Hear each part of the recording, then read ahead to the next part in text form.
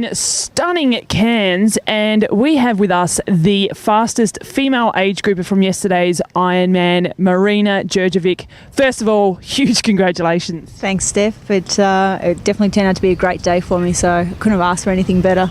And this was Ironman number 5, and you were gunning for this race, right? Yeah, so Ironman number 5, I knew I was never going to take a Kona spot, but I wanted to have a good crack, have a good lead in, and give it everything I could. So yesterday, all the hard work paid off.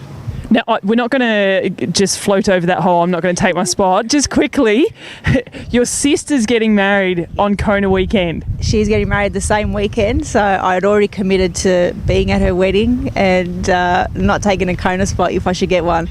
And I was actually thinking about it last night, tossing up, whether I could call her and say, hey, I need to go to Kona this year, but I stuck true to my word, and it just means I've got to be more determined to get there next year.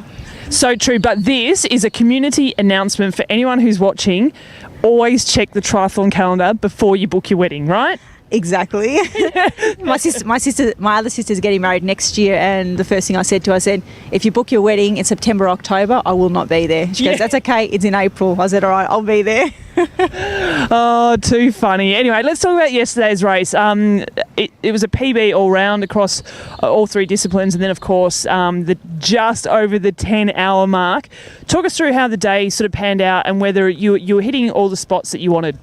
Yeah, so look, I've never been a really strong swimmer, so I've sort of done a lot of swim training the last 5 or 6 months. I was hoping to come out of the water in about 105, got out in just over 107, so I was pretty pleased with that, given how rough the conditions were. I mean, it was just a fight to get through the first 1.5 laps. There was just so many, it was so congested.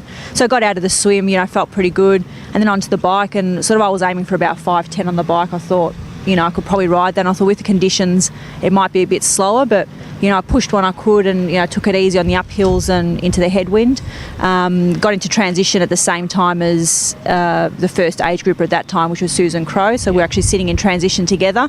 And she's a local athlete as well, so she would have had that extra support out there. She had heaps of support. Everyone knew, and I was like, how does everyone know this girl? We were sitting in transition together, and I got my shit together and took off, and then didn't see her for the rest of the day, besides when we were passing each other on the run course. So I was sort of aiming for about a 3:30 run, which would have put me just under 10 hours, and probably went off a little bit too hard and sort of started to feel it on the last 15 or so K. Took a few extra walk breaks, and then I could see Susan gaining on me, and I just had to will myself to get to the finish line before I thought, okay, I might not break 10 hours, but I've got to hold on to this first female age grouper. So the last couple of K was just a run for my life, and then running up that finishing chute to see the clock, still under 10 hours, and just to see it tick over, it was, I ran my heart out and, didn't make it, but, I was happy. I was, stoked with the result. Absolutely. But have you ever been in a race before, particularly in Ironman, where I guess tactics started to play a role in how you approached, especially the back end of your marathon? Well, my first Ironman in Bustleton, where I won my age group, it was sort of a similar thing. The girl that was second in my age group was about 4 minutes down on me, so I sort of kept getting updates, that she was right there. So, you're constantly sort of looking behind your shoulder or looking when you're passing other athletes to see if you can spot where the girl is and to see how much time you have. So she ended up getting disqualified that year anyway. So it turns out I had about 25 or 30 minutes on the next girl. But at the time, all I knew was there's a girl chasing me. I want to try hold on to first spot. So it was the same thing. There was a couple of girls that were sort of coming quite close, and I'd sort of keep looking at my watch at turnarounds just to see how far ahead I was. And it was definitely a tactical race to just try and keep ahead. And I think just pushing at that last couple of K sort of gave me an extra minute advantage on Susan. I think she ended up finishing 4 minutes behind me. So I managed to sort of, make a bit more of a lead in that last bit. And that was more to try and break 10 hours than anything. And I didn't manage to get there, but, I'm wrapped. Oh, absolutely. 10 hours on this course, and it ended up being quite a tough day. The wind really picked up, I guess, on the back end of the bike for you guys in the Ironman. 70.3 athletes got it a little bit, but, they were out of the wind, for quite a few hours before you guys came in. But let's just talk about that bike course. A 5:10, 5:11 on that bike course is very impressive because it is tough. There's rolling hills, and you do have big block headwinds for a long period of time. Is that the kind of riding that you like, the break up with the hills?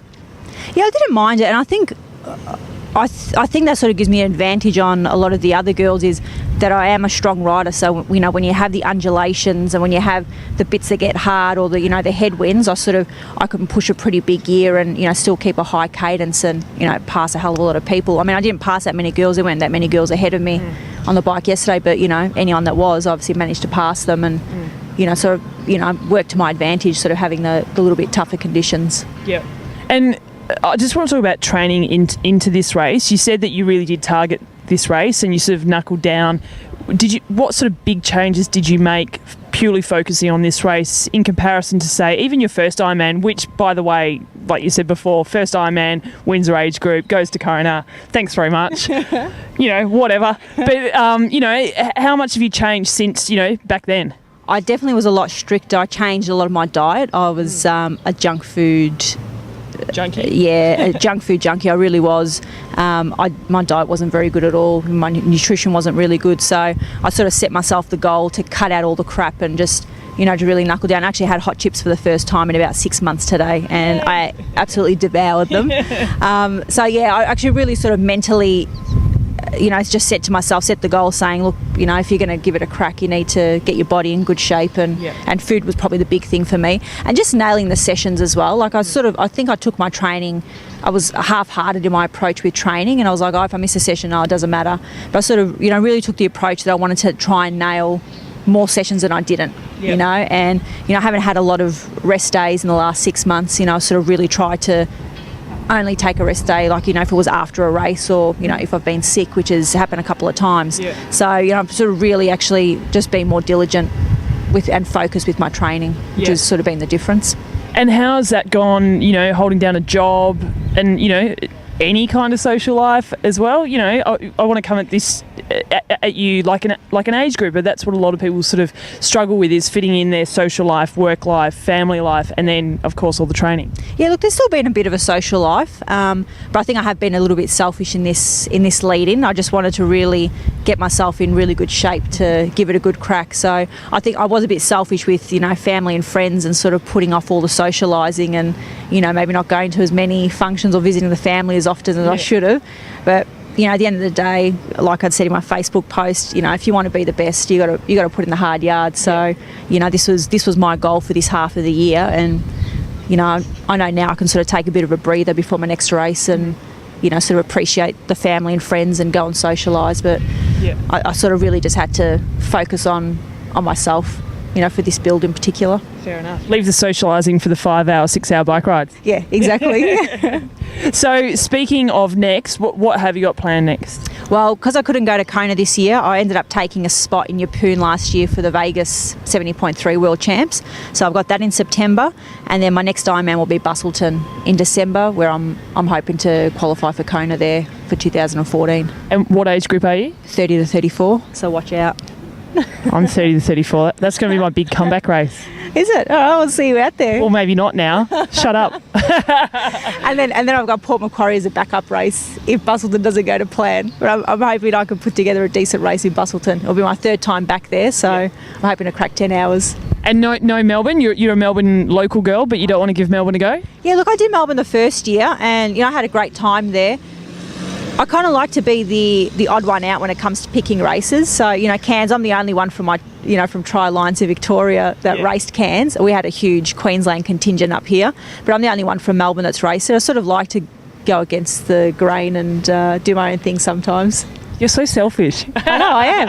Actually, you know what the good thing is, though? It actually made me learn to train on my own as well. You know, because the Melbourne guys were sort of on a completely different program and build to me. I actually had to motivate myself a lot more to get out there, you know, on my own, or, you know, do the sessions when no one else was around. So, you know, the 200k rides, 180k rides, the 3-hour runs, you know, was sort of pretty much all solo. You didn't have that group support, and I think I needed that just to sort of build myself mentally. Yeah. I think that's really important. I think a lot of people forget about that. And, you know, the group riding's fantastic, but at the end of the day, you're out there by yourself for some 10 hours, and for others a lot longer. So yeah, obviously was quite an important tool to getting you to this amazing race. Yeah, definitely. So I would sort of recommend to anyone that you need to do some of the miles on your own, definitely just to know that you can do it on your own, because like you said, group riding's great, But how much time are you really spending down your aeros, or doing the work into the wind, or sort of doing that hard work to prepare you for a race like this, where a lot of it was into a headwind on the way home. Yeah. So if you're riding in packs, you're not building the strength to do that sort of stuff. Even a lot of the run was into a headwind. So definitely I would recommend to anyone, you've got to get out there and do the miles on your own too. And it's definitely benefited me. Oh, obviously. And sorry, just what do you do for work? I'm a qualified accountant, so I sit at a desk 9 to 5. It's not very active. So do you do most of your training in the morning, and then a smaller session at night? How do you sort of manage your week? Yeah, look, I try to do double sessions every day. I swim Mondays, Wednesdays, Thursdays, so they're pretty late nights actually. Yeah. And then try and sort of keep it reasonable on Tuesdays and Fridays, but then try and get out every morning. And then obviously Saturdays and Sundays are the big ride and big run days. Is there any pipe dreams of becoming a pro one day? Quietly, well, not so quietly, yes. Ooh, it's an exclusive. So look, I've got a lot of work to do on my swim, and I need to try and run a lot quicker off the bike. But it's definitely something I'm aiming towards. And do you have a time frame for that, or are you just going to see how things, go? I'll see how things go, but look, in the next sort of maybe 18 to 24 months, I'm hoping I can sort of become a strong enough athlete that might be a contender with some of the pros, or at least give it a good crack. Fantastic. I love it. Well, we'll be rooting for you every step of the way. Folks, keep an eye on this one. She's definitely going places, has already gone places in such a short period of time within this sport. Thank you very much for joining us. Thanks, Steph. Always a pleasure.